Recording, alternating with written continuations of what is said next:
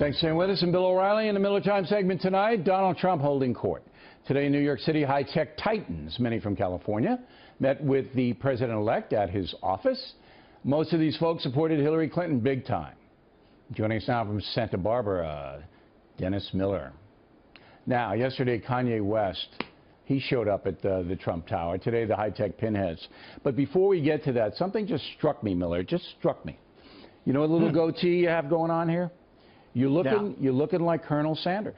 You could be the next chicken commercial guy, you know? I'd take that in a second, but I hear already they're going with the first female Colonel Sanders. It's Hillary, and they don't even have to spring for the white suit. She can wear the one she wore at the convention that started her on her road to the presidency. Hillary Clinton as Colonel Sanders. That's an interesting image. All right, Kanye West, he's a pal of yours. I guess you guys go river rafting together. What do you think of his meeting with Trump? Well, listen, let's face facts. Between Kanye, I'm rereading Andrew Breitbart's book, Righteous Indignation, and he always talks about controlling the narrative. God, I miss Andrew.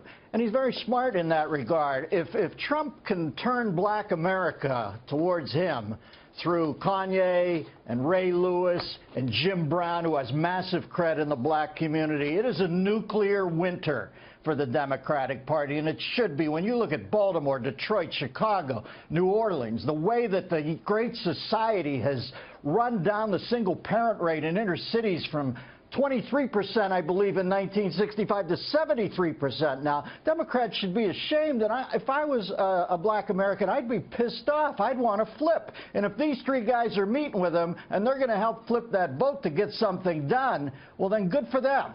So you thought it was a well-thought-out political move to bring in high-profile African Americans to try to convince the general population, black population, to give Trump a look? I don't even know if it was that political. Kanye West, it seems like he's friends with the kids having trouble. I hope he talked to him as a friend.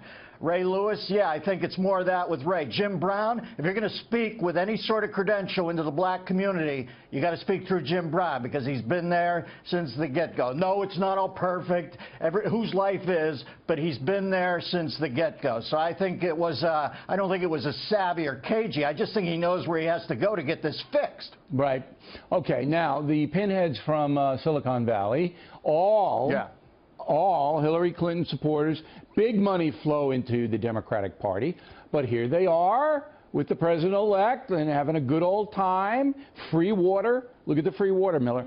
They each got free waters, okay? Yeah. What's this all about?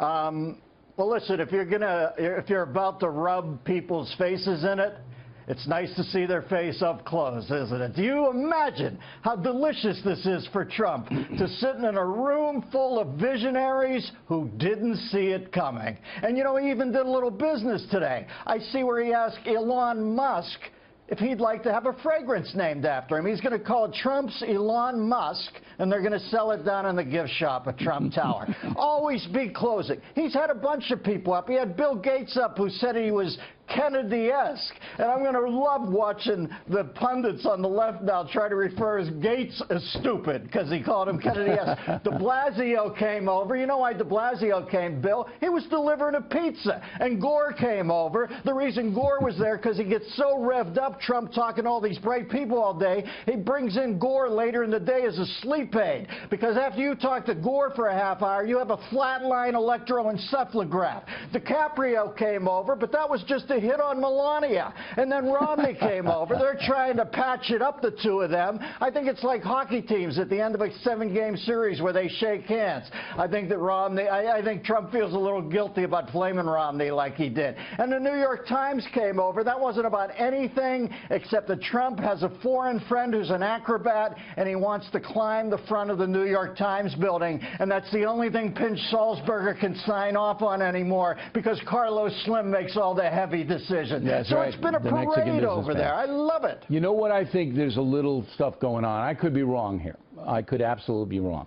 But Trump is a power guy. He likes power, and he understands power. That's why Tillerson got Secretary of State. Trump thinks he's really powerful, and he's going to be able to one-on-one it with Putin. I think Trump brought all of these people in, including Romney, so they could kiss his ring. That's what it was. Hey, here's the ring, man. You got to kiss it. And they all did. They all smooched it. I love that. Hey, Billy, I would tell you the only thing I would quibble with in your breakdown there was that he doesn't think he's the most powerful man in the world. He is the most powerful man in the world. But that's what I think it was all about. And, you know, the people watching from the outside go, ooh, we better not mess with. Billy, I think he's going to be great at this because I can see already he wants to get things done. And you know what? A lot of people, if they have an open mind, are going to say, wow, it's starting to work. Chicago's starting to get better on the weekends. It's not a slaughterhouse. If that all starts to work, there's only going to be a hardcore contingent of people out there who will never give it up to them. And if he does well, they'll even hate him more. And that's on them. That's not on him. That's on them. All right, Miller, everyone. And a quick reminder, only 3 of the Spin Stops Here shows starring Miller, Waters, and me still have tickets available. Tulsa, January 13th. Now, that's the first show that Waters is going to do, so anything could happen. I'm going to be interested to see that show. Tacoma at the Dome, Saturday, March 25th. Omaha the day before at the CenturyLink. So go to BillO'Reilly.com. We'll link you right over the box offices. Tickets make fabulous Christmas gifts.